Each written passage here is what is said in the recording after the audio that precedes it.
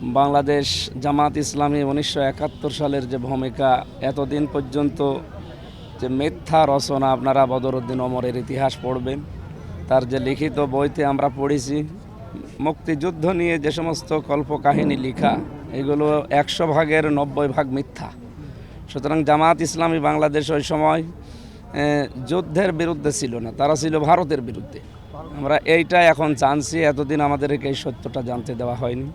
সুতরাং আজকের এই বিজয় র্যালি এই কারণেই যে আমরা 1971 সালে এই দেশের স্বাধীনতার পক্ষে, তো ভারতের যে আগ্রাসন এর বিরুদ্ধে ছিলাম, এ কারণে আমাদেরকে এরা বিরোধী বানিয়ে রেখেছিল।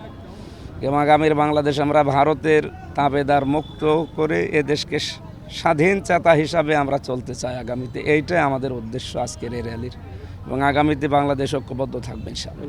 আমরা মনে হয় দল মত জাতি বর্ণ ধর্ম নির্বিশেষে এদেশে যারাই জন্ম নেবে তারাই যেহেতু এদেশের সম্মানিত নাগরিক, সুতরাং সবাইকে নিয়ে আমরা এই দেশকে আবার এগিয়ে নিতে চাই। পেছনের ইতিহাস আমার মনে হয় পেছন দিকে টানা ঠিক না, পেছনে সব ভুলিয়ে সামনে আমরা নতুন ইতিহাস তৈরি করব, যেটা আমরা বলছিলাম। সুতরাং এখানে কোনো দল মত না থাকাই ভালো, সবাই আমরা এক বাংলাদেশি, দেশের জন্য আমরা এখন সবাই এক। বিজয় আসলে কি করা লাগে আমরা কোরআন হাদিস থেকে অনেক উদ্ধৃতি দিয়েছি, সামনে আমরা ওই হিসাবে আল্লাহ এবং রসুলের নির্দেশিত পথ অনুযায়ী বিজয় পালন করবো ইনশাআল্লাহ।